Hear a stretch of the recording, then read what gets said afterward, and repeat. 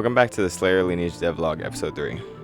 Today we'll be covering the core of your character's movement, but we're not just going over a basic walk and run system. Today we'll be talking about the dashing, climb system, fall damage, safety rolls, directional movement, base animations, and even interactive water effects that's tied to your actions. Along with that, you'll also see the damaged body walk system and all the little touches I add to the game to make it feel more unique, responsive, and built for immersion.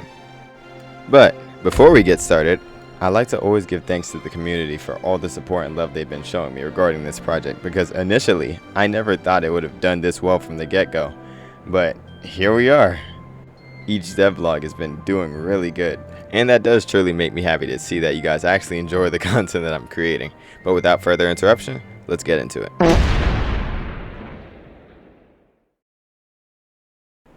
Alright, so let's start with the dash system. So you've got your classic ground dash, but it doesn't stop there. We also have a full-on air dash. And what's nice about these is they all support directional control.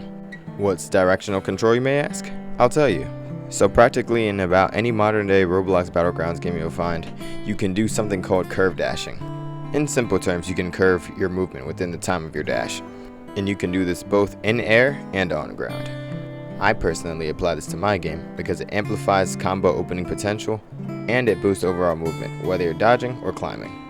And another special feature of dashing in this game is if you were to slam into a wall mid-dash, the system detects it and plays a collision animation, canceling the dash cleanly, and there's no janky sliding or glitching into the wall. I implemented this because I got tired of dashing into a lamp and then flying into space. Now let's move on to the movements animation section. Short and simple.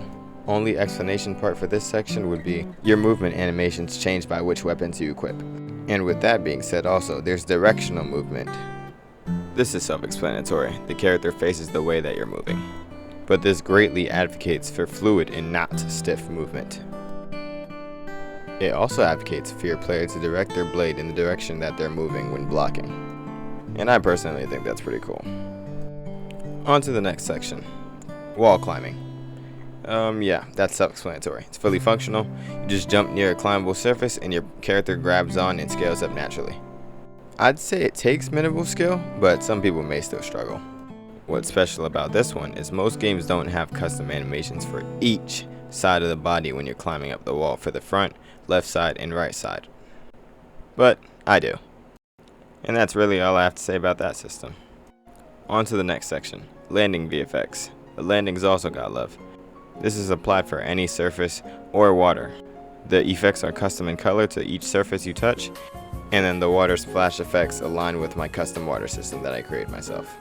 On to the next section, double jump. Next section, fall damage and safety roll. Fall too far and yes, you'll take damage and you'll bust your legs up. It's connected to the body system that I explained in Devlog episode 1.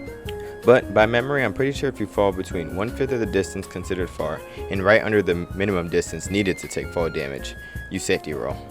With this, you don't take damage and you actually gain velocity that you can use in a directional way. However, fall damage can actually be cancelled if you jump off a wall last minute because it actually cancels out your velocity. There are also traits that you can attain via the skill tree that can help deduce the effect of fall damage, but only partially, because there ain't no training on earth that you can do to prevent yourself from breaking your leg if you fall on the ground too hard. With that said, on to the next section, leaning plus camera movement. Here's a side-by-side comparison with my extra camera movement and without it. Without it looks real stiff. And now on to the next and final section for this video, the damage-based walk. When you're injured, your walk changes. You start limping, slower steps, and there's pain in the animation. A small touch, but there's a big impact on immersion during fights with this. I thought it'd be a nice touch because I haven't seen it in a Demon Slayer game yet, players actually reacting to their wounds, in a long-term way that is. But with all that said, that concludes my base movement Slayer Lineage Devlog episode 3. Now that I touched up on the basics, we can finally move on to some more interesting stuff. As always, I appreciate you guys for watching the video. Thank you guys for all the support. Like, subscribing, and sharing the video really helps. Thank you for watching, and have a good day. Until next time, Slayer Lineage Devlog, episode 4.